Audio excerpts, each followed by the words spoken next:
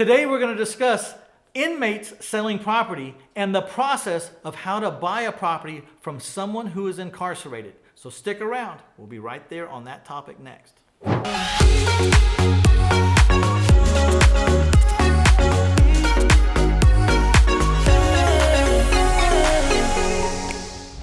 Inmates can be some of the most motivated sellers that you'll ever meet. But there are a few things to know about how to buy a property from a person that's incarcerated. Today I'll be discussing the two basic steps to success when you're dealing with an inmate, how to get into the front door of the prison, how to get into the back door of the prison, how to pay an inmate, what motivates an inmate, and then I'm going to give you a case study of an actual deal that we did from an inmate. The basic two steps to dealing with an inmate isn't that much different than the basic two steps of dealing with anybody. You got to strike a deal, you got to write a contract, and you got to get it signed. Simple enough, right? Not with an inmate, it's not. In order to strike a deal with an inmate and get a contract signed, you're going to have to go through the prison system because you're on the outside, he's on the inside, or she, and there's a problem. They just don't let people walk in and out. So that leads us to the next topic. Walking in the front door of the prison is relatively simple, although you might have to wait a long time. You just call up the system, you tell the system that you want to meet the inmate in the law library. Almost every prison has a law library, and that's where their attorneys and the inmates meet. You'll have to set an appointment with you and your attorney to go meet the inmate. And there you'll have a chance to negotiate your deal and even get it signed if you're prepared. I strongly suggest that you be prepared. Have contracts on you, with you, ready to sign because you don't want to have to do this again. Another interesting little fact. When an inmate signs, he always has to sign in front of a notary. Now, some jail systems or prison systems have notaries there for you, and other systems will tell you that you need to come with your own notary. So you need to know which one that is. You don't want to get all the way there and find out that you needed to bring the notary and you don't have one, because now you have a wasted trip. And that's how you get in the front door. You get your attorney, you bring your notary if you need to, you make an appointment, and you all meet the inmate at the law library. So how do you get in the back door? Well, I have a student that did this and they were explaining it to me, and it makes sense. Although it's a little risky, but the only risk you're running is that you'll have to leave and come back on another day. But what this student did was they had their father dress up in a suit and tie and have a briefcase and some real shiny shoes. And he just walked up to the prison administrator and said, "I'm here to see inmate so-and-so." They just assumed he was an attorney and they walked him over to the law library, and there my student's father had all the documents and they negotiated a deal and they got signed, and the notary for the prison system was there and the notarized the signatures, and they were done. So you get in the back door, kind of sneak in by just looking like a lawyer, really looking like one. From the shiny shoes to the vest, the tie, the coat, the briefcase, and the confidence. Walk in and say, "I'm here to see inmate John Smith." And if you walk in with your chin up and your chest out and your shoulders back, they're probably just going to assume that you're an attorney and they're just going to let you in. Paying inmates is real simple. You use a website called jpay.com. J for jail, I guess, and pay.com. jpay.com. This is how you can transfer funds over to an inmate's account. The inmate can use this money to buy chips, cigarettes, whatever they need in prison, whatever they have available. So what motivates an inmate? Well, like everything else, everybody's different, but we are seeing some commonalities.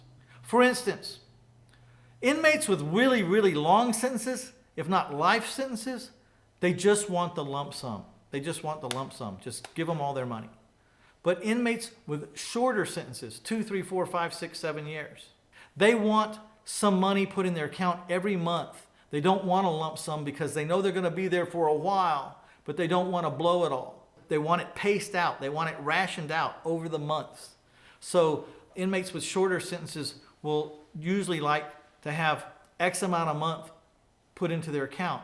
And then the really smart inmates who are really planning, they want the bulk or a large lump sum for when they get out. And you don't have to pay that until they get out. They want you to hold back 10 or 15 or 20 or whatever thousands of dollars back, so when they get out, you'll give them a lump sum so they can start their new life over. So this particular case study that I'm going to tell you about, that's what this inmate wanted. He wanted $500 a month put into his jpay.com account, so he had a regular paycheck while in prison so he could buy what he needed or what he wanted. And then he had this lump sum at the end so that when he got out, he wasn't destitute and operating with no money. He had this lump sum of money and he could start his new life over and he could get a little time to get adjusted. So before I give you the details of this case study that my student actually lived through, I want to implore you to hit that like button, hit the share button, and while you're at it, just go ahead and hit that subscribe button. We really appreciate your time and your effort, and we're going to be showing up every working day for the next year. And I'm sure you'll find a nugget, or we might just keep you out of some trouble that you didn't even know could happen. So hit that subscribe button, and we'll see you in the episodes that follow. I really liked one of my students' case studies, so I'm going to pass this one along. My student was able to buy a 1-acre lot with a mobile home on it from an inmate. Now, there was 2 other owners besides the inmate. The kicker and the pressure was, besides one owner being in prison, was that the property was behind $12,000 in taxes. The property was worth about $75,000, but he was able to negotiate undivided interest from the inmate for $1,000. He bought the inmate's 1/3 for $1,000. Then, since he had color of title and was now involved in the property, it was easy for him to call the other 2 owners, discuss the $12,000 past due taxes and how it was going to get handled. They, of course, couldn't handle, didn't want to handle, wouldn't handle the $12,000, not one penny of it. So he says, well, why don't I just handle it all myself, and then I'll give y'all $1,000 each, just like I gave the inmate, and this will all go away for y'all, and I'll own the property. And so they did.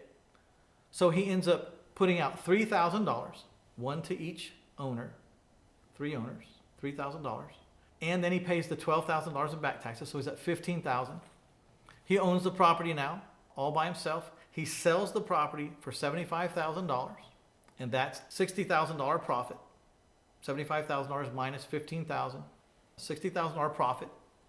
And then there's one other caveat. My student had the $60,000 in the bank, but he had to put $10,000 of it over in reserve, because another part of his agreement with the inmate was that when the inmate got out in 2 years, that he would give him $10,000 cash to start his new life over with. So, because he knew how to deal with an inmate, because his father put on that suit and tie and was able to get in and get the contract signed, because he knew about undivided interest, he was able to manipulate this whole deal to make $60,000 profit minus $10,000 when the inmate got out to make $50,000 in profit. I thought it was a great story and I wanted to share it with you. And that's why my episodes about adverse possession and my episodes about undivided interest and my episodes about how to buy from inmates and all these little quirky little things, sometimes they all come together in one little potion that ends up in like a $40,000, $50,000 profit. And that's why I want you to know about these things.